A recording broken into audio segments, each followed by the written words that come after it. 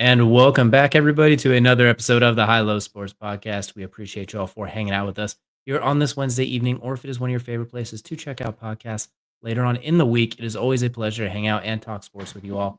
It is DJ joined as always by my co-host Kelcey. As we're going to be talking a little bit about some breakups, some makeups, some hardware, and a potential dark horse champion in the making. So we got a lot going on today. Yeah, it's been an eventful day. At least personally, it's been a pretty eventful day. I get to add a new thing to my dating profile, so that's great. Obviously, not going to expunge details. I think that's inside joke between DJ and I. But it's been an entertaining day, and honestly, the best part about it is getting to come home and actually get to talk sports. So I'm ready to get this over with. As far as getting through the intro and getting to the real content, DJ. No offense, love you, buddy, but I think there's some good stuff that we have today. Well, don't let me hold you back. So we're going to go right into the tip-off. And, of course, the tip-off is brought to you by our good friends over at SeatGeek. Use code HighLowSports for $10 off, $20 off your first set of tickets for any sporting event, concert, anything that requires tickets. And coming up just a little bit short on that ad read, just like the offensive coordinators for the Bears did this year, so much so that he's going to be fired now after 10 games as we had a shakeup in the Windy City. Shane Waldron is officially out as the offensive coordinator. Bears sending him home, promoting Thomas Brown, the passing game coordinator, who was also an offensive coordinator for the Panthers last year, up to fill in the duties as play caller and OC. This comes in midst of an absolutely egregious 3-game stretch. It was basically since that Hail Mary loss to Washington, where they have been absolutely abysmal offensively, defensive teams, special teams, and coaching. But Shane Waldron's kind of been, we'll say, maligned a little bit throughout the entire season. A lot of the personnels, the play calling, even going back to his days in Seattle with JSN's infamous are we live? Oh, what? Shane Waldron's a great guy when they asked him about it, to the point of he's been much maligned. So it's a shakeup in Chicago. So I've talked enough about it. I'll let you go in first, Kelcey. Did Shane deserve to get the axe? Was this the right move? I don't think he was the only one that deserves to get the axe, but absolutely, Right. I think you can't perform this way in the NFL.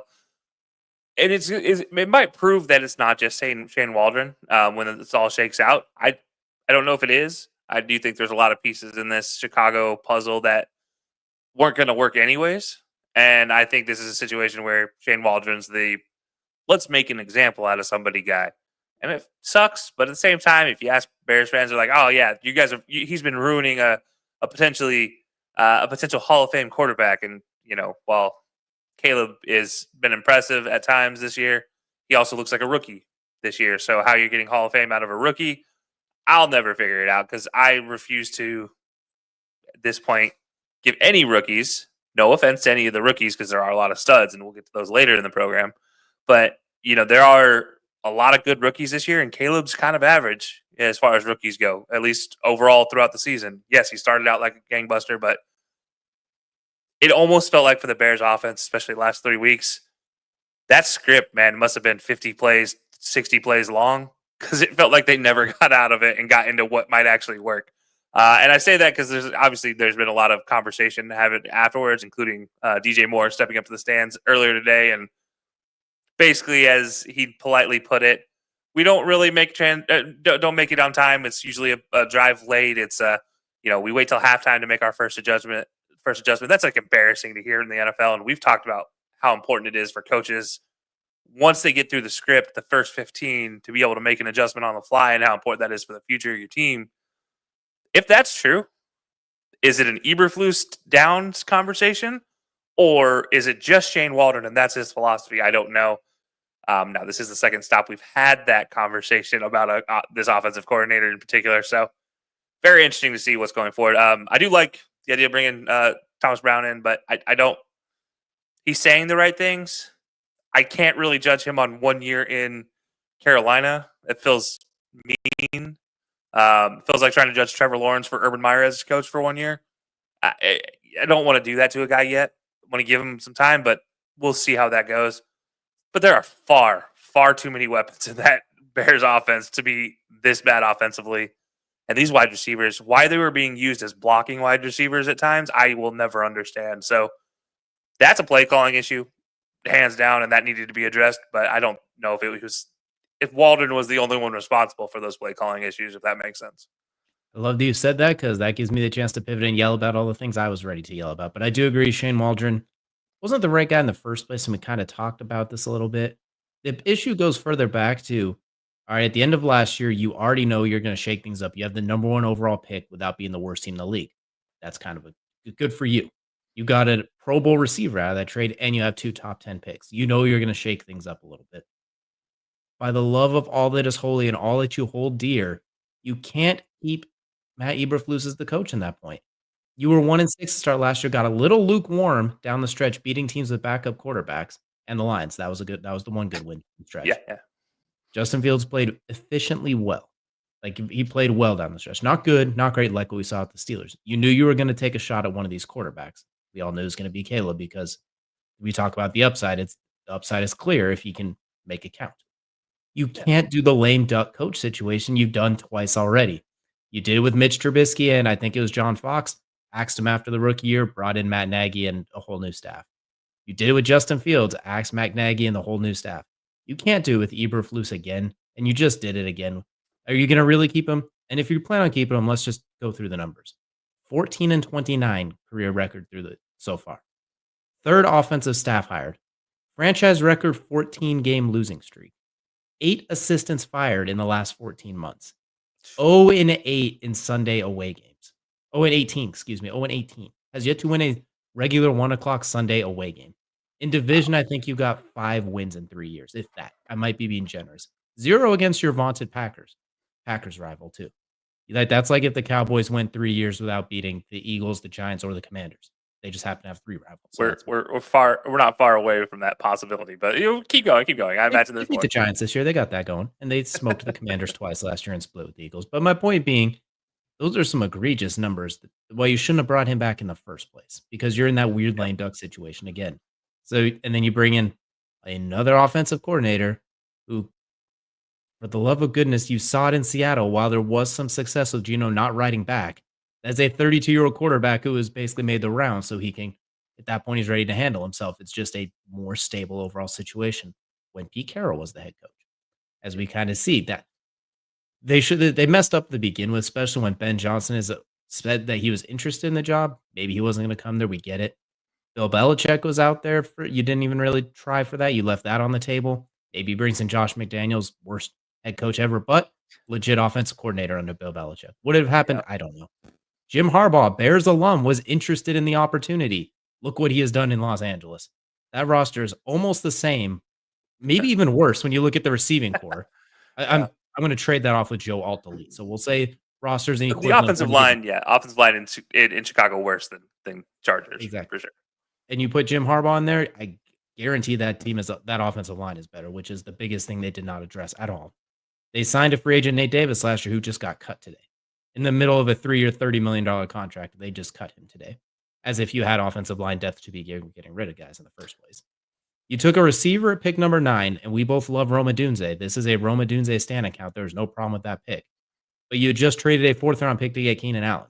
So you're loading up on receivers so that they can watch Caleb Williams get sacked. Especially when you already knew he had a propensity for holding the ball. So you want to do things to help him out in the first place. Build that offensive line, call the screens, call those quick hitters. Do stuff to get him in rhythm. You have to treat him like Andy Reid did with early Patrick Mahomes. Now, comparing the two, but make the read for him, basically, with the play call. Here's what you do. That safety goes there. You hit here. You throw picks. We don't care. But you let that ball rip. You're going to be like the Bruce Arians mantra of let it rip. If you throw a pick, we're going to throw it 30 yards down the field so it's an arm punt. Like, you can't have him. He looks hesitant. He looks, I don't want to say neutered, but he looks like what Justin Fields was in the early part of last year. When you have a conservative head coach saying, hey, don't turn the ball over. Just don't. He ends up taking sacks because you're taking away what they do best. And it's been a solid field. You see it with the dynamic quarterbacks. You tell them don't be dynamic because we don't want you to turn the ball over. Then they end up looking like 50-year-old Joe Flacco. It does not work. So that's my issues with the head coach. He shouldn't have been. They needed to shake this up properly last offseason. So now we're in the lame duck situation again, and they basically can't miss this offseason. Luckily, though, they got that extra 2nd-round pick from Carolina, so they have some assets to build with. So which stinks because the GM has made incredible trades like that to get DJ Moore, all these extra picks, the opportunity to get Caleb. But then there's also the trade to get Montez Sweat, who's outstanding.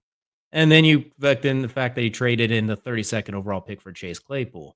And that he brought back Matt Eberflus and the free agent signings. DeAndre Swift was the first free agent signed to this offseason. DeAndre Swift's good. No problem here, but where's he supposed to go? Like, what hole is he supposed to run to when he's already been known as a running back who, when the O-line's good, he's good. Not saying he's bad without it, but he's not someone that could look this way and then find a hole over here instantly. He's not like one of those. He doesn't have like that freakish vision that you'd almost see from like a Le'Veon Bell and some of those guys that if there's nothing there, he somehow finds it. He's just a good player. But where's he supposed to go when no one can block? And you have no depth. You have an injury-prone offensive. There's a lot of issues. Shane Waldron did have to go, but we're not going to spend too much time. This is not the Chicago Bears 101 forecast. But I will say they need to do some shakeup on January 7th or whenever the season ends. It's not done. Yeah, I do want to talk about that free agent conversation for a second, though. You mentioned DeAndre Swift as the number one free agent signed, period, across the league. Number one free agent. Saquon Barkley was there. Saquon. Sorry, he's the first one to do pen to paper. I misworded that. My apologies. Yeah, he's the first one to pen to paper. Meaning there was still an opportunity to go get Saquon. Lucky for Saquon. They did. Yeah, I just like the thought that, look, I think Ryan Poles has done a good job with getting this Bears roster somewhat rebuilt, but I think there were opportunities to, instead of looking at best player for Eberflus, you should just look at best player to make Caleb successful, because you already knew you were going to get Caleb. You knew that going into free agent. Yeah, you knew that as soon as the season ended. Heck, wasn't it December that they locked up the number one overall pick? If I'm not mistaken, I think it was like week 16. So like in the last 2 weeks, you already knew. So you have 2 weeks to plan your first move in the offseason, and it was to let some assistants go. And this is another piece of this that I need to say that I don't think people look at. If one or two assistants disappear and get fired off of staff, that's the assistant's problem. How many did you say? 8 assistants are fired under his tenure? 14 months have either left or were fired, including the entire offensive staff last year when the season ended, but not the defensive staff, just the offensive staff, not the coaching, not the other, no one else. 8 assistants. The fact that people, first of all, there's 4 assistants per team, 4 real assistants per team. Then you have the assistants to the assistants after that. There are 4 real assistants per season on the team. He lost 2 full assistant crews, not at the same time, obviously, in his 14 months. That means there's a head coaching problem. That means the man at the top of that tower needs to go at some point in time. When you're starting to lose more than 4, you have to have there's a red flag. Like, there's no beige flags, there's no green flags, there's no light tan flags you're throwing up here. This is full on red emergency skull and crossbones flag that should go up, that you just need to have that conversation with Eberflus, like, sorry, man, this isn't working out. You got to go. And when you sit there and then spend your first 8 weeks in the offseason planning to get DeAndre Swift, and not one of the 7 offensive linemen that you could have possibly picked up that would have been an improvement over a hurt second-year player who's only played 2 games in the NFL, and 3 offensive linemen who are just best described as journeymen, and Nate Jones. How do you think DeAndre Swift is going to work in that? DeAndre Swift has always had the same problem. As you mentioned, he's not an elite vision guy. I will also go into say he's a better receiving running back than he is a running back, which seems crazy to say, but when he doesn't have an offensive line, you saw it at Georgia. When he had a top-tier offensive line, the dude tore it up. When you put him behind an offensive line in the NFL, that was at times. He couldn't do anything. With Philadelphia, he was meh at best last season. Started, man. He got strong. He got behind Jason Kelcey. He just couldn't get in the end zone because once they got healthy, though. But that's the thing, is once they got healthy again on the offensive line, he was able to excel. So while Poles has done a good job, it has not been the rebuild needed job that, let's say, a team like the Jets were doing before it all fell off the wagon when Aaron Rodgers came into town. And it's worth mentioning that GMs need to be held accountable first, but head coaches need to be second, and then the assistants should be held accountable. Unless there's just a blatantly offensive thing that the assistants are doing, the assistants all report to the head coach. The head coach reports all of that to the GM in a well-structured organization. Alternate scenario being Bill Belichick is head coach / GM. That's the alternate scenario in that situation. But it's worth talking about that. You need to have that conversation if you're Ryan Poles, like, hey, man, You're not getting the job done. Your staff is not getting the job done. We can't keep getting rid of staff if it's not going to get the job done. So figure it out. You get 4 firings throughout your 14 years, and if that 14 months, and if that doesn't work, you're out too. I mean, that's. And I hate the idea that there's high turnover in the league, but when it's not working, when you're trying to rebuild a franchise, and especially a franchise like the Bears, where they're just dying for somebody to come in and save them, they are hoping and praying for it. And you have opportunities to go get a better coach across the board, whether it be head coach, assistant, or somewhere in between, OC, DC, any one of those positions, and you're going to stick with Matt Eberflus, who, again, Matt Eberflus might be a great guy, but he is a terrible head coach of the Chicago Bears right now. And I don't think there's any arguing that. And if anybody thinks differently, I welcome you to come on the show and explain it to me, because right now, 14 months of evidence says otherwise. And it's tough, but it is what it is. Like, I feel like this is the situation where Bears fans need to take a strong look at themselves and be like, maybe we should have conversations with our ownership at this point, because something's not working, and it's not just assistants at this point. It's not the quarterback. If anybody thinks Justin Fields in a second year would have been any worse than what we're seeing from Caleb right now, you're blind. But that's not the point either. It's just there are so many things going wrong with this system, and it starts with GM Ryan Poles and it goes to Eberflus second. And until you fix those two things, this is going to continue. And you have to fix them either before the offseason starts, so you can have plenty of time to look for a replacement, or as soon as the offseason starts, clean house, because this is ridiculous with Chicago. Frankly, unless they somehow run the table, make a playoff run down this stretch where they win like 6 of their next 7 or something like that, and somehow squeak in there, because that includes the entire NFC North schedule, which would mean you're going like 5-1 in division. Unless you pull that off, maybe this was like a random spark, like when the Ravens did it in their Super Bowl year when they brought in Jim Caldwell to be the OC. Unless this happens, it's time to clean house. Everybody's got to go at that point. Like, they got top to bottom, it's got to be clean. It feels like even if they do that, you're just kicking the can down the road. You're just going to deal with it next year, is what it feels like. I don't know. I feel like this point, your time, if you're the Bears, you're and especially, look, I have a sympathy for Bears fans right now. I don't normally have here, but I think at this point, it's tough to continue looking at this franchise and keep giving these fans hope if you're just going to keep rolling out the same top of the pyramid every single year. It has to change. It has to something has to happen. You know, I love the title for this topic is Shake Up in Chicago, because there needs to be a shake up. Somebody needs to go flip the bean in Chicago or something. Whatever they need to do, it's just something needs to be fixed here. It's ridiculous. Well, you know what? You talk about shaking up and some bad management from the top to the bottom. You know what? That's a good way to segue into our next topic. Is a team with a very questionable GM and some interesting decisions will seem to be coming full circles. We're going to head over to Indianapolis, just a few hours away, and looks like Anthony Richardson is back in the driver's seat, being named the starting quarterback today for the rest of the season.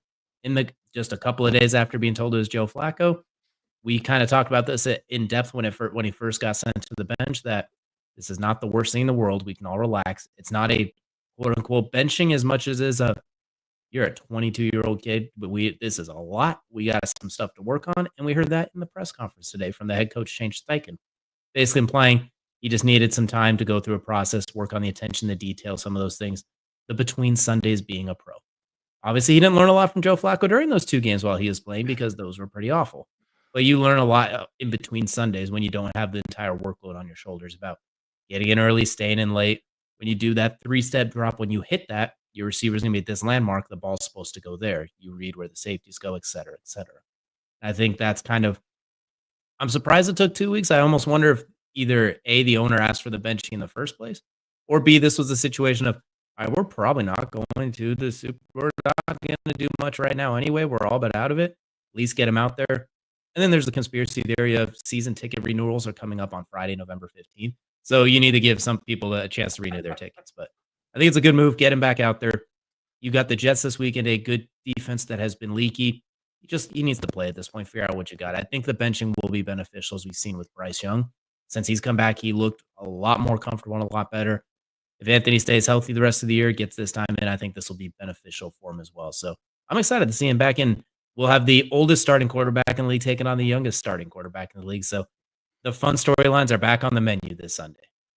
Yeah, the Colts continue to speckle the record books with a bunch of random firsts, it seems like, or oldest versus youngest throughout the lifetime of the Colts. And this goes back to, early Baltimore Colts era. I always find this funny whenever I see the Colts, like a Colts stat, when it's like something like, oh, the oldest quarterback once faced the youngest quarterback who was an Indianapolis Colt. It's like, what does that matter for anything? But it's like they're all over the record books. I think Jim Irsay gets off on this at this point in time. But no, for AR, I don't hate the idea that he's out for 2 weeks. I think if anybody's worked a job long enough, there becomes moments where you're maybe not complacent, but you get comfortable. You stop doing the things that made you succeed and get to this point because you're there. You're comfortable. And we talked about this last time we talked to AR when he tapped out. And, well, say whatever you will about that. It's sometimes you just feel like you're untouchable, and it takes a little bit of a sitting down, and in this case, literal sitting down of AR to kind of refocus him. And I think you're starting to see the things that they were touting when he was a rookie coming into the league, and here he is, and studying film. He's studying defenses he's going to be facing. He's studying and taking lessons from his older players, from the old players around him. He's learning how to be a pro, and he's succeeding at it. He's excelling in practice. He's lighting it up. These are the same type of comments you've heard over kind of the last 2 weeks, where you're starting to hear more about him. Whereas when he was starting, you didn't necessarily hear these things in the weeks leading up to it. So we said it was a good thing. It seems to be a good thing. And while you mentioned, it hasn't been a great look to watch old school Joe Flacco there play quarterback for the last 2 weeks, it doesn't mean what Joe Flacco was doing wasn't educational for AR. And I think that's a part of it. It's like, I think there were pieces and parts of what Flacco was doing to prepare. And even during the game, like, okay, Flacco threw a pick, but maybe it bounced off his receiver's hands. Maybe he mistimed the throw by 2 steps. And he's going to come to the sideline, look at the pad, and learn of, how that works. And he sat next to Flacco the entire time on the sideline. Whenever Flacco's on the sideline, there was AR right next to him, except for maybe at the very end of the game when it's getting washed. But you learn by kind of osmosis in that situation. It's how Aaron Rodgers learned under Brett Favre, and it's how Jordan Love learned under Aaron Rodgers. And I'm using those two as an example because that might be the best succession we've ever seen as a quarterback to the next step, other than Alex Smith to Patty. The difference being Patty was actively being taught by Alex Smith, and Alex Smith talked about that. Like, I didn't want to teach him, but let's be honest, I knew the kid had a great arm, so why not teach him for the betterment of the franchise going forward? Like, it just made sense. And whereas we know Brett Favre clearly stated, I'm not training my backup, and Aaron Rodgers followed suit. So, and I'm not saying Joe Flacco's not going to help teach AR, but I think this is a closer situation to that, where Joe Flacco's still trying to fight for an extension of his career. And Anthony Richards is, for all intents and purposes, Anthony Richardson is a young, up-and-coming, talented player. He may not be the top tier quarterback in this class, but it's not crazy to think that this guy might be a slightly adjacent to Cam Newton type of player, not MVP caliber. Although he has the tools to potentially be that, it would take some work. There's a lot of things that need to be cleaned up, but he has the raw talent to be the level of Cam. Not going to be there right now, but it's the small steps along the way that's going to matter. And I think that's all the sitting down was. And I hope we're going to see a resurgence of him, a phoenix rising from the ashes, if you will, coming back into this one. And if it happens, please, dear God, Anthony Richardson, get a giant phoenix tattoo on your chest, because I think it would be hilarious just to like mess with everybody about it. Or alternatively, get a horseshoe. More tattoos. What's that? I don't think he has enough room for a big tattoo right there. He's already got a pretty full chest plate right now. But you know what? Maybe a little one. Maybe a small one. Maybe a tiny little one. That's cool. Just something somewhere. It'll be perfect. But I think the best way it was kind of described was by we'll go to the state of Indiana. Basketball legend Bobby Knight. The splinters of the bench are some of the best teachers you can find out there. It's a little easier doing basketball than football, especially the quarterback position, because just the nature of it. But in this case, you're talking about a 22-year-old kid. It's not the end of his career. It was for 16 days or whatever it was. And even if, let's say it was for a month even, I think it was literally just one of those things like, this job could disappear from you much quicker than you got it. And I think that was kind of the realization that comes with it, because let's be honest, as 22-year-olds, were we locked in at all times? Not at all. God, no. Exactly. And I think, and that's not even really an insult on Anthony. That's just how special it is to be an elite quarterback. This is more of a praise to those guys that are elite out of the gate. Like that is just a special tool that they have. So I think this is just going to, if he is going to ever be the guy, this is only going to help. And I think you get the rest of the season now, 6 weeks, go on a little bit of a run, maybe look good down the stretch. The Lions are really your toughest game left. I mean, otherwise you got teams like the Jets this weekend. You got Jacksonville again, Tennessee. Like you got some games where you can do There's something with that. there's winnable games up and coming, and look, it's at the end of the day, it's not necessarily how you look before they forge you; it's how you look after they forge you. So after you get put through the fires of the forge, like what do you turn into? If anybody's ever seen a steel ingot before it gets shaped into a sword, it's ugly, it's gross, it needs work, it just looks disgusting, and then you turn into a beautiful sword that hangs on a wall, or whatever. But it's, I mean, really, man, he's so talented. You just got to hope they're pointing him in the right direction. That's like the end of the day. You just want to put him on the right direction for this. Absolutely. I look forward to seeing how it goes. The biggest thing too now is just stay healthy. That's all you got to do is stay healthy down the stretch and take advantage of what you got for sure. But one thing that Anthony did not do a whole lot of that I think we all wish he could have done more is played more games in college. He'd have got a lot more experience, a lot more reps. I think a lot of stuff would be a little bit further on. And speaking of college, we're now going to move into the college football playoff with Miami falling, Georgia plummeting, and Indiana rising as the ranks taking a huge shakeup this week. Let's go and take a quick look at it. Number one, still remaining, the Oregon Ducks undefeated. Number two, Ohio State climbing back up. Texas finds themselves back up at 3. Penn State now at 4. Indiana, the undefeated Hoosiers, not a basketball school right now, sitting at number 5, 10-0. Kelcey's BYU Cougars, if you've been watching the coin flip, they're responsible for at least 35% of those wins right now. Tennessee at 7-8-1. Notre Dame at 8-1. Miami now dropping to 9-1. Alabama at 7-2. Ole Miss at 8-2. And then Georgia 7-2 at number 12. I stopped there for a reason for those ones in particular. So highlighting this, I just want to point out the interesting things of the Big Ten owns 4 of the top 5 spots right now. So that's a very interesting note. The Big 12 sitting there up higher as well with one SEC team in the top 6. Tennessee actually finding themselves as the second highest rated SEC team. And just looking at some of these other ones, there is a really real possibility that we see a playoff without Alabama and or Georgia at this point, considering they have 2 losses. It's highly unlikely that happens, but it is kind of surprising to see that those 2 juggernauts, even in this extended playoff, might be in a worse situation because of the 2-loss situation. Because 2 losses, you're still fine, but it's once you get 3, it feels like it's over at this point. Anyone who gets to 3, good luck. Because I don't know. It's very interesting to see. I'm curious what your thoughts are as we look at the rankings. Did they get this playoff bracket right? And do you think one of those teams is going to be left out come January? I don't know if it's completely right now. And again, I know Miami lost, but it's a 1-loss Miami team with a whole shot on the ACC title. Right behind them is SMU at 14. Again, 1 loss. Also, whole shot on their conference title as well. Boise State, 8-1. Whole shot on their conference title. I don't think you can keep all 3 out of the top 12 here. And I know with the way it's set up, they're not necessarily out of the playoff bracket. But it's worth mentioning that they should be higher. 1-loss teams should be ahead of 3 SEC schools with 2 losses, when one of those SEC schools has lost to Vanderbilt. I can't state it enough. When you lose to Vandy, yes, Vandy's good, but it should not be the point where Boise State and SMU are below Alabama, which means they should not be below Ole Miss. They should not be below Georgia based on the consideration that the College Football Playoff Ranking Committee has for those 3 teams. If you put Bama below SMU, you have to move the other 2 down. So as much as I'm an SEC stan, I will admit that right now the SEC does not belong with 5 teams in the top 12. It just doesn't. And it's not that they're not a good conference. It's not that they're not good teams.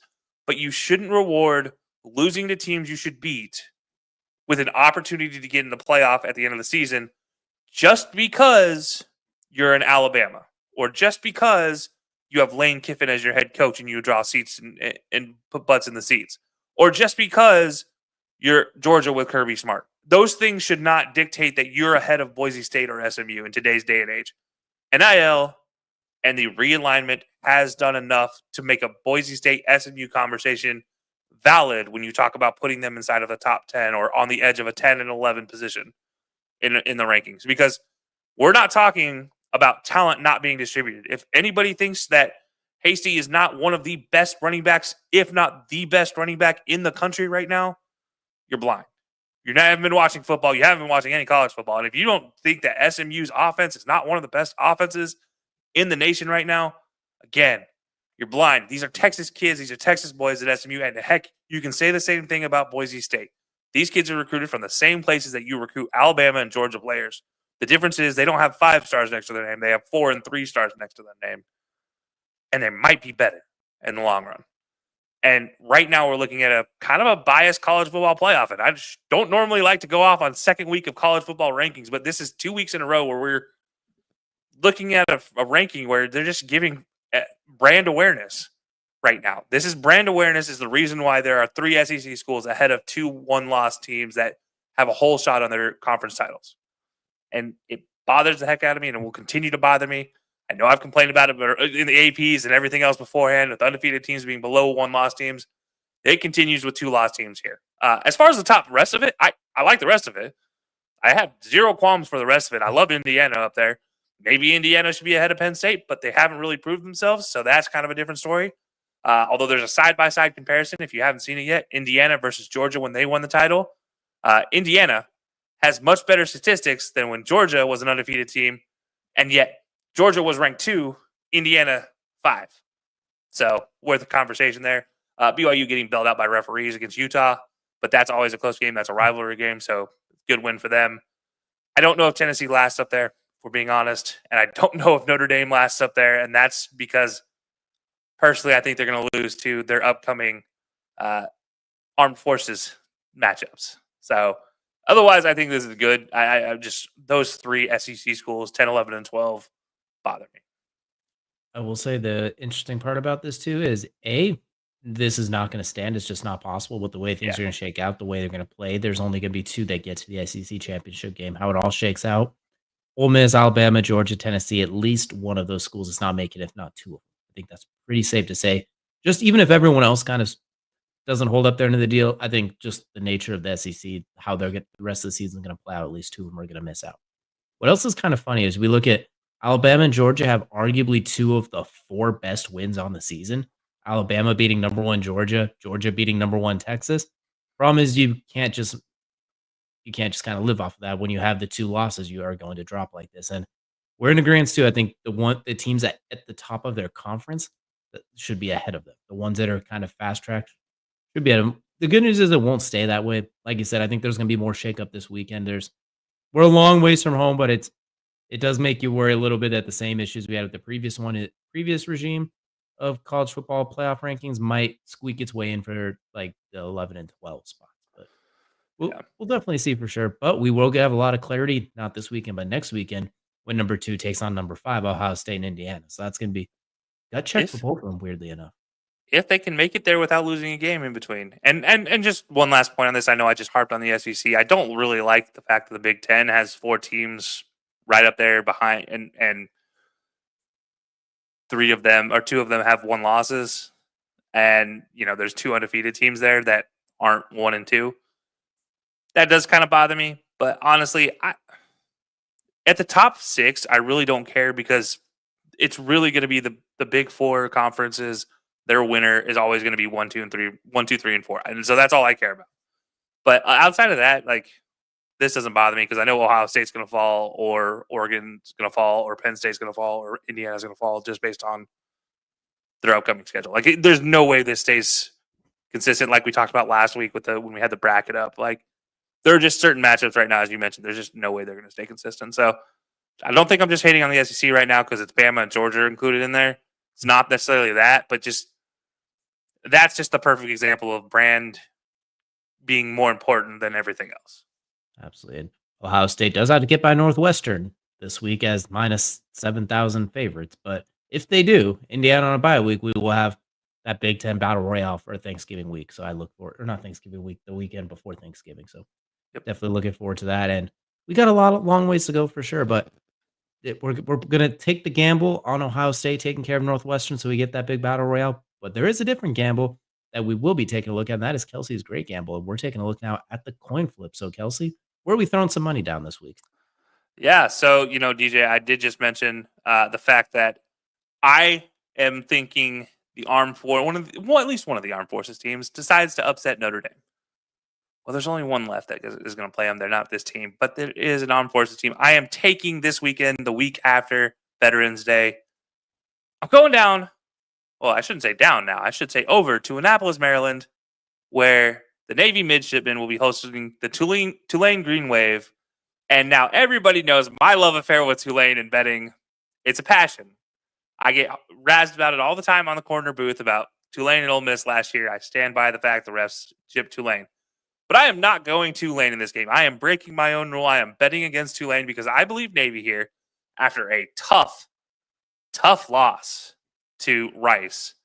Honestly, you sit through a 5-hour rain delay and you lose to that team when it should have just been called at that point in time and played it later week. Like, ridiculous. But Navy, I'm going with them over Tulane. Right now, they're 6.5 point spread, 6.5 point dog in this one. Honestly, 7 if depending on the place you look at it. And 202 is the money line plus 202. I love the odds on this one. I think this is a great opportunity to go out there, put some money down on your favorite Armed Forces team. Well, maybe second favorite if you're an Army family, but you'll still love Navy beating Tulane this week. And honestly, I don't think there's a better matchup for a Navy team than a team named after a water element in a wave. So the midshipmen handle the waves. They crush the waves, if you will, in my eyes. And I'm going to go with Navy for this week's coin flip. And this year, so far 5-4-1. So let's see if we can get above 500 yet again. Still, again, coin flip being at 500, not the intention of the name when it happened, but it's worked. It's meant to be, but coin flip is not the name for DJ's best bets, which has been a pretty solid throughout most of the year, but it's been on a bit of a shaky run. A very rough November so far. 0-4 last week. Thanks a lot injuries, but still sitting at 24-14-2 on the season every Sunday on our X and Instagram pages. We'll go is where I post the picks. We give you 4 different bets throughout the year and what it'd be like or of the week and what would happen if you parlay them together. So we'll be back. We're gonna bounce back. That 0-4 is not gonna hold for too much longer.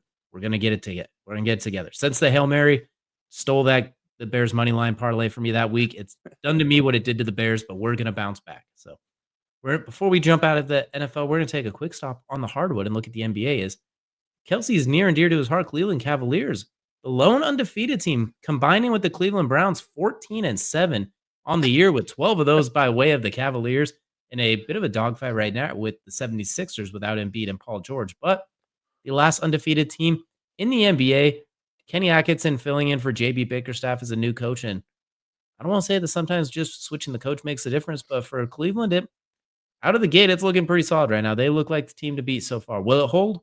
We will see. But I love what I'm seeing from Cleveland right now. Do you believe in the land? I don't hate this, but I will say I got a question about this. Tonight's the NBA Cup group stage. Does it count as a loss if it's not a regular season game? That is a good question. I'm not 100% sure off the top of my head. I don't know. These are the questions I need answers to, guys. But no, I do like this. I do like what we're seeing from Cleveland. Again, I think they're a good team. I don't think that's changed. But as you mentioned, you get a new coach in there that doesn't have the same hesitations and mindset that the previous coach did, that didn't let them get past the first round of the playoffs. And it might change some things. We've seen it so many times with different teams. And I don't want to say I'm buying in, but my second favorite team might be winning me over a little bit here. Not saying anything that is going to take anything away from my Kings, but you know what? I'm not watching. I don't live near Sacramento right now. I live near Cleveland. So the Cavs have a little bit of my heartstrings right now. And I've always liked the Cavs. I've always liked Donovan Mitchell. So, no, I'm not going to say I believe fully yet, but I have very strong intonations to say I'm excited to see how this goes. Again, I don't know if undefeated teams are the best thing to happen to a team going into the playoff. Like when you get eventually to the playoffs, there's still 70 more games to go. 60 more games to go. No, 70. I was right the first time. 70 more games plus the NBA Cup. to go. Let's not get carried away here, but no, I think it's safe to say it's a good thing to happen. And hey, they're staying healthy, so that's all that if you're a Cavs fan right now, that's all you can hope for is this team just continues to stay healthy and good things will happen. You might lose a couple along the way, but man, this feels really good right now. 12-0. Absolutely. And you look at it too. Donovan Mitchell's always been awesome, and we've always said he was awesome. I think right now with him and Darius Garland are clicking together finally. So I think it's always been your turn, my turn with those two. I think right now it's our turn. I do love what they have built with Evan Mobley in the squad. The downside is they might be the third best team in the NBA. The problem is that no one is really beating the Celtics right now. In a 7-game series when the playoffs starts, the way the Celtics team is wired, if everyone stays healthy, they should be minus favorites to win the championship right now. That's how awesome they look. I know it's ironic I said that after they just lost to the Hawks 24 hours ago by 1 point, but I love Cleveland. I love this team. The problem is that Celtics team is completely differently wired right now. If they could have got this Cavalier and the Bucks have imploded. I know they were my preseason picks. I thought they had the top end power to upset a team like the Celtics, but this is why the 2008 Celtics are the best team of all time. They won a championship with Doc Rivers as head coach. Nobody can claim that. And we see what's going on in Milwaukee right now. It is egregious. Like, you were 30-12 when you fired Adrian Griffin, and you've been miserable since. Like if they get it figured out, they're the team I think could cause some problems in the East. But I do love Cleveland. If Donovan Mitchell goes on like an all-time hot streak along with Darius Garland, and they shoot the lights out for a full 7-game series, and Evan Mobley looks at his absolute best, maybe. But I do love Cleveland. I think they might be the third best team if you include, like, not even talking record, just like who you pick to win the championship. If you were given odds right now, I might put them at 3. They look that good. Yeah, I mean, they do look good. And by the way, I misspoke earlier. It is not the NBA Cup today. That is not until Friday and Saturday, but does not change the fact that I do have that question because I do think they're going to end up getting past the Sixers today. They're starting to build a lead now. But it is funny you mentioned Doc, and because he was tied obviously to the Cavs job the year prior to it, and obviously that didn't happen. They kept Bickerstaff for another year, but good on them. It's amazing to me that Doc Rivers continues to get the love that he does as a great great X's and O's minded coach. He's not, and again, we talk about this in the NFL at times. Joe's and Smo's coaches are just as important as X's and O's guys, but I think this is a situation like talk Milwaukee. There's no chance, and then looking at Cleveland, man, it is everything good right now is happening for them, and I think that goes down to the new coach. I think having a coach that's going to be out there to just freshen up the building is great. And yeah, I don't know if they're going to go further, but it's fun to watch, man. And this is always great to watch. And I don't know if they're going to beat the Celtics. I don't think anybody beats the Celtics, like you said. We talked about the last year going to the finals. That team is just a ridiculously built monster. Brad Stevens in the front office might have been a cheat code. But yeah, we'll go with this, man. Let's see how it goes. And you never know. Maybe the Celtics stumble along the way and the Cavs don't have to face them. You never know. I will say it will be beneficial if they're still on a hot streak by the trade deadline to maybe add just another forward, just another guy to kind of supplement that, to add to Isaac Okoro and squad. Just doesn't have to be like DeMar DeRozan or anything huge like that. Not trying to take away from your Kings, but just not happening. Sorry, bud. That's exactly my point. Just add a little something in there, just a little bit extra for that position. Honestly, like a Wendell Carter would be good for him. I don't know if he ends up there, but like that style of player where it's more, eccentric. Not necessarily a center, but just more of a rebounding centric player to fill in that to join that team. I think would be more important for them than as much as I love Jared Allen. I think there are holes in his game, and I think putting a bigger body like rebounder style, post defender with him would be a better option for Jared Allen to kind of excel. Or you put another wing player next to Mobley, like that type of forward. That would be good too. So. PJ Washington would be a perfect fit. They're not getting rid of him in Mavericks, but him with Evan Mobley, Jared Allen, everyone would be perfect. It's not going to happen, but the Mavs need to win some games because right now they're sitting in 10th right now. Yeah, that's the Maverick style. They'll end up 5th, and then Luka will go ballistic in the playoffs. They have their formula. It's just it's broken and it's wrong. It's the Heat formula from the last few years where just get by and then suddenly get good. Yeah, sounds about right. I don't like it, and it's bad for bets, but it'll happen. But let us know down below if you guys think the Cleveland Cavaliers are for real and how far you think they're going to go. But that's going to do it for the tip-off. That's going to now take us into Kelcey's second favorite part of every show. That's the main event. And for the main event, as promised, we're going to hand out some hardware. We're going to go with some mid-season NFL awards. just some guys that we were about halfway through. We're just going to go who we think is holding up the hardware right now. So we're going to go from the bottom to the top. We're going to go back and forth. We're going to start with Coach of the Year. This one, Kelcey and I, we already kind of talked about it. There's not really much of debate. It's Dan Quinn with the Commanders. They're on fire. He's done awesome. And there's the soft spot with him being the former Cowboys D coordinator. That holds true there too. Yes, well, 100%. I've picked the Commanders to be a great team going into this one, and so maybe surprised some folks by saying they would make the playoffs. I stand by what I said. I think they're still a good team, and I think Dan Quinn's a big reason why. Obviously, there's more to it than just Dan Quinn, but I think, as we talked about with the Bears earlier, it starts at the top and works its way down. By the way, honorable mention, and I think you agree with this one, Mike Tomlin right now. 100%. Pulling the heartstrings right there on that team. And as much as I hate to mention it, I wish the Steelers were not doing well. He's doing a great job with both quarterbacks. He balanced a winning team doing a quarterback switch and got better. He's done everything perfect right there. You can't really complain at this point. And managed Ghost. Exactly. Next up, we got Defensive Rookie of the Year, where we have a little bit of difference. I'm going to go with Quinyon Mitchell, the Eagles corner. He is, unfortunately, stat-wise, does not look like it. I think he has 8 passes defended and 30 tackles, no picks or anything like that. Film test, eye test, it's like Nnamdi Asomugha's last year with the Raiders, where they just didn't throw at him. When they did, it didn't work because he just pushed the receiver out of bounds, basically. He's just been locked down. When they attack the Eagles, they're attacking the safeties or, unfortunately, Darius Slay and James Bradbury while they were out there. Now that Cooper DeJean's out there, the Eagles defense looks a whole lot better. They actually did what I told them to do in the preseason when I picked them to do well. They just took a few weeks to play the young guys, get those lumps, and they look dangerous now. But I'm going to go with Quinyon Mitchell for Defensive Rookie of the Year. Yeah, and you talked about it in the lead-up. He needed to start day one if you wanted to succeed. So, yeah, I think that's a great... drafted number 15 to the Colts, but that's another issue. I think that's a great pick, but he's not my pick. I'm going with a guy who I thought was one of the best defensive linemen in the draft and is showing that he is one of the best defensive linemen now as a rookie. Jared Verse. Obviously, you have to try to replace Aaron Donald. You can't do it with just a bunch of players, but you can do it when you have a Jared Verse and his teammate, Brandon Fiske, who also came out of Florida State, on the deep line. But, right, I'm picking Jared Verse. 3.5 sacks, 9 total tackles for loss, 13 quarterback hits, and 39 pressures. He's an absolute difference maker. We've seen him in the game, and I believe even now, 3 fumble recoveries now.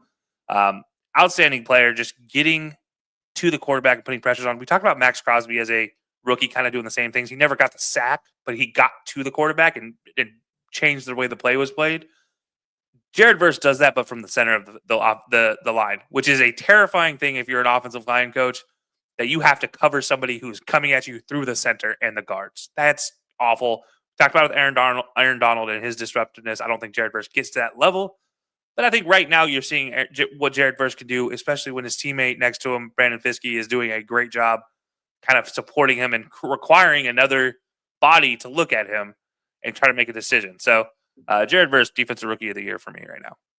His athletic profile was comparable to Myles Garrett as far as height, weight, speed, like all those athletic things. They could, as you mentioned, they play him in the middle like you do with Myles Garrett. They play him on the edge. They put him in a linebacker stance. They put him in a 3-point stance. He has been absolutely awesome. For the first time, they get a first-round pick in almost a decade, and they definitely made it count. So, yeah, I saw him blitz. I saw him blitz standing up the other day, and he just went through the offensive line like he was a butter knife. I don't get it.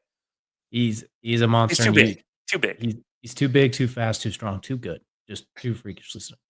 Offensive Rookie of the Year. I think we both have Jaden Daniels at this point too, if I'm not. So we won't spend much time on this. He's been awesome. It's all, but picking against him at this point is due it being a hot take artist, which we're not here for. It's his to lose right now, even as he's cooled down. Statistically, best quarterback in the NFC East right now. Statistically, not by much, but he is statistically the best quarterback in the NFC East. Shout out, by the way, kind of honorable mention on this one to Brock Bowers. I think that's a safe honorable mention. He's going to be the best tight end in football sooner than later. He is absolutely awesome, especially as those current best ones start to get a little bit older. He's absolutely awesome. But if he gets someone to throw in the ball. And Marvin Harrison, by the way, shout out him if he gets more time with Kyler. And Malik Neighbors if Drew Lock gets to see the field. Yeah. Speaking of Drew Lock, and then we're going to go to Defensive Player of the Year. And the reason I say that, not because I'm going to pick Drew Lock as Defensive Player of the Year. I like Dexter Lawrence as Defensive Player of the Year. Second in sacks with 9 as a nose tackle on a bad team that can't score points. As a nose tackle, you know this as well as anyone as a former offensive lineman. Your job is to be big. You don't get stats. You plug up the way and tackle a running back, basically, if they give Yes. you one-on-one. Your job is to be thick. He says, "Nah, I'm going to get my own Campbell's soup commercial by destroying quarterbacks and the run game and interior offensive linemen." So for me, it's Dexter Lawrence right now, despite the fact that the team stinks. I like it. I think Dexter Lawrence is a good pick, as you mentioned. Look, you're told to stick your arms out, keep the offensive line, and drive and like kind of steer him like a car to make the play. He doesn't do that. He does everything and eats everything in his way. Honestly, he might belong better on the Colts with their defensive line and their cooking ability, with how he eats the offensive lineman for Him and Grover breakfast. Stewart be the cookingest best interior defensive line of all time. But for me, I am going with a small guy. Go figure. You take the big guy in this one. I take the small guy. That's all right. We'll ride with it. Xavier McKinney, Packers picked up in the offseason. Right now tied for the league lead in interceptions. Just continues to see ball, get ball, as the defensive coordinator for the Packers has said they changed their defensive scheme too, is just see ball, get ball. Well, Xavier McKinney sees ball, gets ball with the best of the NFL. So I think right now it's kind of an obvious pick that he's up there. I don't think there's any argument that he's a top 3 defender right now, and he's not number 3.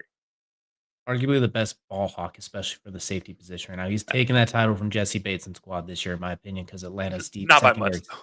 Atlanta's secondary sucks for some reason this year, but I think Xavier McKinney I think he's the best ball hawking safety, and every team had a chance at him. The Giants had him initially. Just goes to show sometimes you can't overthink things, but Lead a horse to water, can't make him drink. Sometimes you can, but it doesn't go the way it should. Next up, we got Offensive Player of the Year. We're going to differ a little bit here as well. I'm going to go with Jamar Chase. Leads the NFL in receiving yards by over 100. He has more receiving yards against the Ravens than Tyreek Hill had on the entire season. I think still more than he has on the entire season. 5 touchdowns against them. Leads the NFL in touchdowns, receiving yards. He's up there in receptions. And he has to do it because they can't stop a nosebleed. And T. Higgins has played 7 quarters, it feels like. So it is literally just him out there. Jermaine Burton he's showing up in pajamas and gambling like he's healthy scratches. It is literally just him.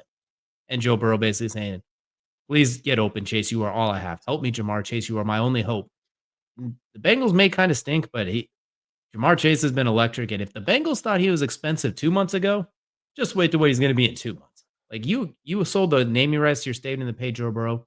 You got to sell the naming rights to Skyline Chili or something like that to pay him. You got to find a way. Maybe just get rid of Skyline Chili, but that's another issue. They got it. There's a lot of money to fork out now to pay Jamar Chase. I'm all for eclectic foods, especially when it tastes pretty good on a hot dog. Don't get rid of all Skyline chili. Maybe the spaghetti part of Skyline chili, that's the gross part. But like the actual chili itself, not too bad. Not too bad. They're going to need the states of Ohio and Kentucky to combine to raise the money to pay Jamar Chase after what he's been doing this year. 100%. They might need to call the federal government for some stipends from the infrastructure bill.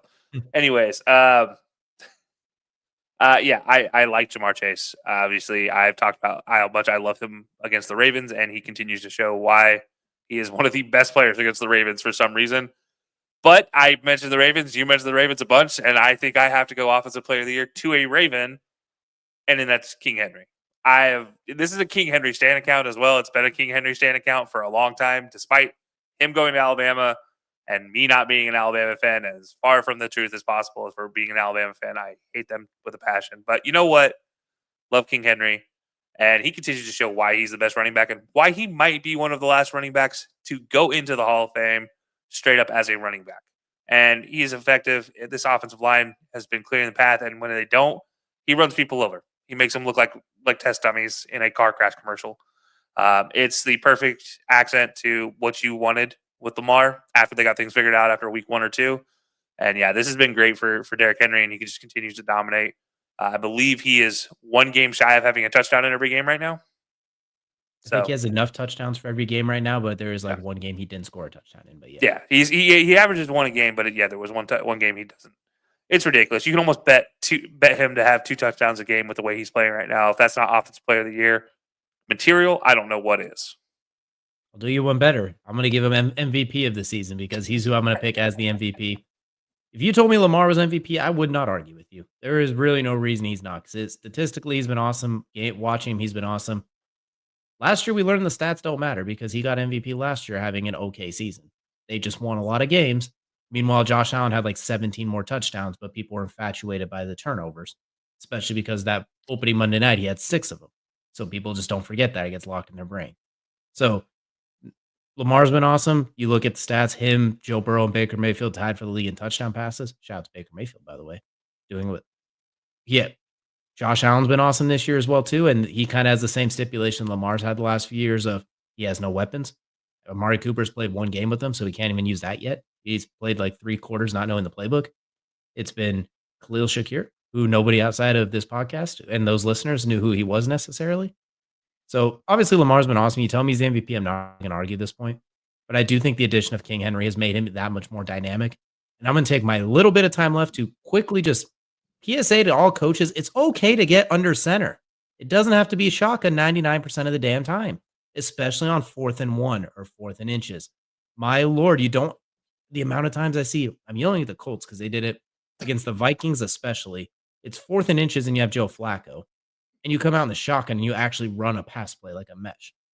Joe Flacco's 1,000 years old. Either let him sneak it or just bring in Anthony to sneak it. Or any other team, you can run play action out of under shotgun. The Ravens started going under center with Derrick Henry, and look what he's doing now. He wasn't as effective out of shotgun. You can do both. Stretch, trap, counter, wham. Everything is available under center.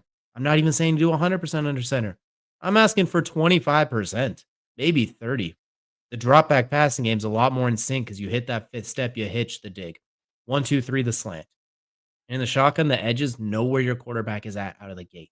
They kind of already know their landmark, and I think that's why we see pass rushers, especially on the edge, when they're freaky like a Myles Garrett or Jared Verson squad, can get to that spot that much quicker. Coaches, it's okay to go under center. If your quarterback can't take a snap and drop back, that's what you need to be teaching them, or they probably shouldn't quite be out there yet. I digress. It is your turn in the talk, but this was my coaching PSA. Give me Derrick Henry for MVP and Todd Monken for actually going under center after week 1. Amen. We could end this preaching conversation right now because I will stand everything you just said till the day I die. RTDB. That's all that needs to be said. And RTDB, you see. Like, you see at the very end of that, most importantly. Well, I'm glad you said that, if I pick Lamar, you're not going to argue as MVP because that's who I'm going with. I'm going with Lamar Jackson. And there's a reason why, and as great as Derrick Henry is, he's the number 1 rushing player in the league. By the way, do you know who number 21 is on rushing? That's right, Lamar Jackson. He has 16 less rushing yards than Breece Hall, who was a number 1 running back taken in most fantasy leagues this year. He also has more rushing yards than David Montgomery right now. So, been absolutely impressive. As you mentioned, tied for the league lead in passing touchdowns, 2nd in the league in yards, and only 2 interceptions to go with that. Honestly, he would have the touchdown lead if Isaiah Likely's toes were like 2 inches shorter. If he was a size 13 instead of 14. Yeah. If he wore soccer cleats instead of football cleats, he has the league lead in touchdowns right now. But no, I think Lamar Jackson, what he's shown and the passion he's shown to win is evident. Yeah, you can say what you will about the Ravens running it up against teams like the Browns. It's the NFL. If you can't stop them, get off the field. You don't need to be there. And Lamar Jackson and the Ravens are taking no prisoners, and I love every single second of it. And then, thankfully, we have the Bengals giving them competition in the AFC North, so we get games that can go into a 28-28 situation, and it's going to go down to the very last play, and those type of things happen because we get the best out of the Ravens. We get to see what happens with Lamar and Derrick Henry are pressured. So while I'm taking Lamar Jackson right now for MVP, I will say there's a possibility, like there always is, and there always should be, that the running back for the same team might outpace him by the end of the year, especially if he continues up this insane pace. Again, argument to be made that a running back should have won MVP last year. I digress. Right now, statistics do put it on Lamar's side, but it's close with him and Derrick Henry. By the way, shout out Joe Burrow, who does lead the league in passing and also tied in the league for touchdowns. And, by the way, less than 5 interceptions. If his defense could literally just bat the ball down once or like get it or accidentally run into the ball in either of those Ravens games, or they would have caught one of those 3 picks off their chest at any point. They're what? Instead of 4-6, they're 5-5, and he's probably the MVP at this point because the Ravens be down, they'd be right in the thick of it. Maybe if they get both those games, they had leads in the 4th quarter of both of them. That game alone inflated both of their stats. If you take those games out, both of their stats go way down because incredible. The two best quarterback games of the season were the two Ravens and Bengals games. That hands down, they've both been awesome. But And one of those teams added more weapons for the potential MVP winner. and one of them, unfortunately, can't get the second weapon to stay healthy. Unfortunately, Yeah. So yeah, I mean, obviously we've gone Ravens heavy here, but I think it's worth mentioning that they are that good. And if anybody thinks that those new jerseys aren't amazing, I digress. And Crown Royale. yeah, absolutely beautiful. But yeah, Absolutely. no. So I love the Ravens picks that we continue to stay in right now. They're a great team with the stats behind it because all the other good teams don't quite have the stats behind it. Looking at like the Chiefs and might have been Jared Goff until this last game when you threw almost half a dozen interceptions. That kind of drops you a notch, but that's I gonna think do that's it. Dan Campbell's fault. I think Dan Campbell, his gambling ways, his kneecap biting ways, got the best of Jared Goff. Look, he was due for one. Better to do it now than in January, I suppose. Yeah. So they I mean, got if he it out of doesn't the throw way. any more picks for the rest of the season, he'll feel pretty good. I think they'd all feel pretty good about that. But that's gonna do it here for our NFL awards. Let us know down below which players you think should have got the awards, which ones you got right, and which ones we got wrong. And if someone thinks we were wrong with Offensive Rookie of the Year, I think we're pretty good on that one. I think that one's unanimous, right? And Coach of the Year. I think those two, it's obvious picks. Hopefully, knock on wood. Yeah. But no, that'll take us to, well, I guess TJ always says it's my favorite time of the show, crunch time. And that is presented by Rotobot.ai. If you guys haven't checked out Rotobot.ai, it is your AI assistant for fantasy football. Now, we normally do a segment with Rotobot here, but unfortunately, I ran in right after work and didn't get the time to put it together. So we're going to have to push it for yet another week. It's okay. Don't think DJ wants to see his record after Rotobot might have surpassed it, but that's okay. But No, I passed them last time. We're still good. I'm still one up on them. but guys, you can check out Rotobot.ai over on the Apple Store. All you got to do is type in Rotobot or Rotobot.ai. Information is over in our bio right now. But DJ, I think it's worth mentioning you've been working on a lot of MMA conversation, especially UFC coming up with a great fight. Let's talk a little bit about it.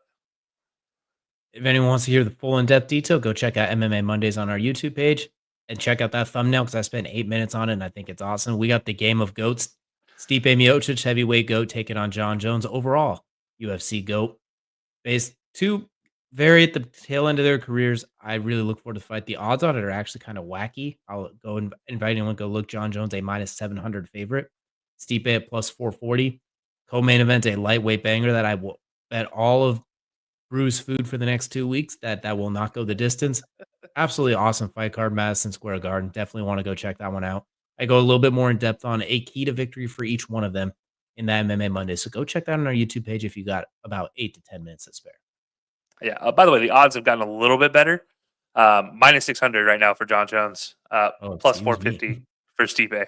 By the way, shout out Stipe. I will say the last time I saw odds like that was Israel Adesanya versus Sean Strickland. It was the exact same odds. Does that mean anything?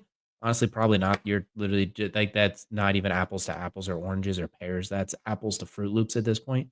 But just something to keep an eye on. If you have a few extra dollars that you're willing to lose, Stipe might reward you with a nice payday. You know, even though neither one of them has fought a whole lot in the last 3 years, they've combined for like 2 minutes and 8 seconds in the last 4 years of fighting, and that was John Jones when he won the title, basically. So it's a very interesting fight on paper, that's for sure. I look forward to it. Yeah, I'll be wagering my normal Kelcey bets of 20 cents and 30 cents on things. But yeah, if you guys are going to be betting on the weekend or betting on any of the stuff we've talked about, be sure to bet smarter, not harder. If you have a problem and need help, give 1-800-GAMBLER a call to get some assistance today. But DJ, I think that wraps it up for us today, if I'm not mistaken. That is all that we have today. Be sure to only bet what you can afford to lose. That is for sure. Be sure to tune in, of course, on Fridays for Fantasy Fridays, Sundays for DJ's Best Bets, and then Saturdays I might throw a few UFC bets out there once I get a chance to look at them as well. And remember, go ahead and throw Kelcey's coin flip out there too. You'd be winning money if you've done it on the season, especially with the amount of underdogs on there. So definitely want to go give that a try. But that's going to do it for us here today. Appreciate y'all for hanging out with us, and we will see you all again next week.